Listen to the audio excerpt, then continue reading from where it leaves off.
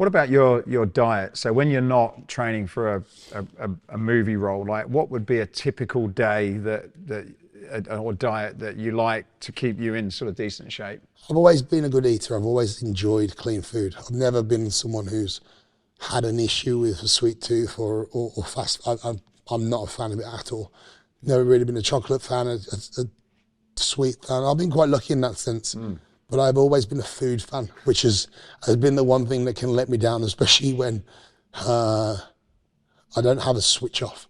My appetite is ridiculous, and I am very carb sensitive. So like sweet potato, oats, rice, I could do probably 3,000-4,000 calories in a meal easily, if I'm not careful.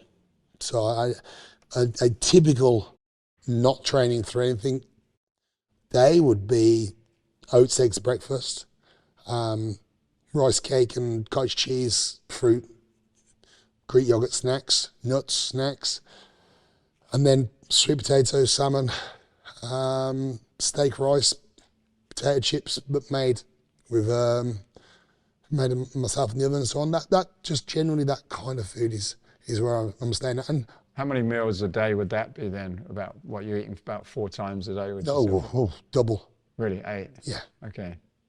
Wow. Easily. Yeah, easily. I mean, when I'm growing, I can easily go up to 8 meals a day. Well, I'll say a day, it's over 24 hours. I wake up and eat twice in the night. Really? Starving, yeah. Yeah, really. That's why I enjoy dieting. People don't understand why I enjoy dieting so much, because I don't have to eat all the time. And I'm still doing 4,500 calories dieting. So it's nice because it's normal.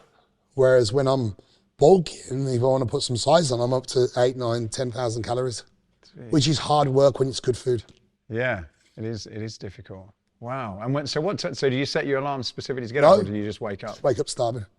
Just wake up starving. People think, I think that's one thing I like about social media and Instagram is people think I'm lying until they see it every night. Like, oh my God, you really do wait? Yeah, like clockwork, bang. 2 o'clock, 5 o'clock, wake, boom, eat, back to bed. And what about fasting? Sounds like you probably don't. When I diet, no, I have. When I'm diet, I do. When I'm bulking, I just don't. No. I just can't, because it's just, I end up just getting angry. I'm just hungry. But dieting's easier because there's a purpose to doing it. Right. And I think fasting when you're bulking, kind of counterproductive. It doesn't really make sense to me. I understand the health implications, but as sports people, sometimes we put that to one side and we focus on what's going to get the results. And to me, if I do fasting for, depends on, are you talking about intermittent or just actual? Or intermittent, or just like 24, 48 or anything. Yeah, like no, I don't know. Yeah.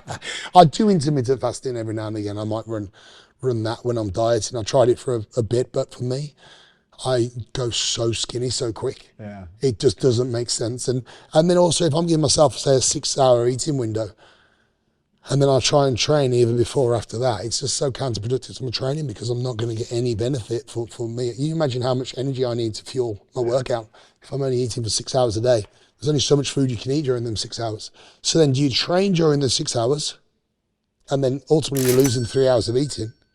Or do you train before you eat, which means you're training on an empty stomach, which is completely useless when it comes to muscle build? Or you're training after, and then you're not replenishing your workout. So do you know what I mean? It's like it didn't make sense to me for what I was doing. Are you supplementing like protein or anything like that? Or you just get it yeah. I mean, not to the extent where I'm, drinking 20 a day. I love supplements, but it infuriates me how people don't understand them, and it infuriates me how people are sold them as if it's a dream when it's 2% of the reality. It's in the right place at the right time, the right amounts. Brilliant.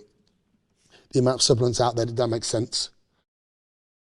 It really doesn't. There's fundamental supplements, and there's your vitamins and minerals and your health supplements. The ones the big ones that I'd always lean on to will be your glutamines, creatines, aminos. If I'm bulking, I'll have a carb drink, intra, post, and then isolate whey. But again, only after workout.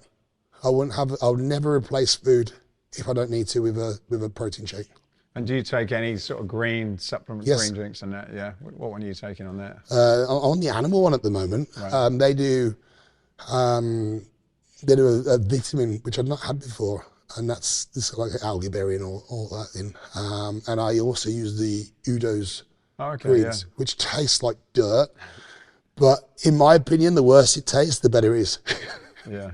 Yeah. So I agree with that. Although I'm a big fan of the athletic greens. I get on quite well with that one. I think there's some great ones out now. I'm not here to plug or post either or. I think the biggest thing about supplementation is understand what you're supplementing. Understand your own body.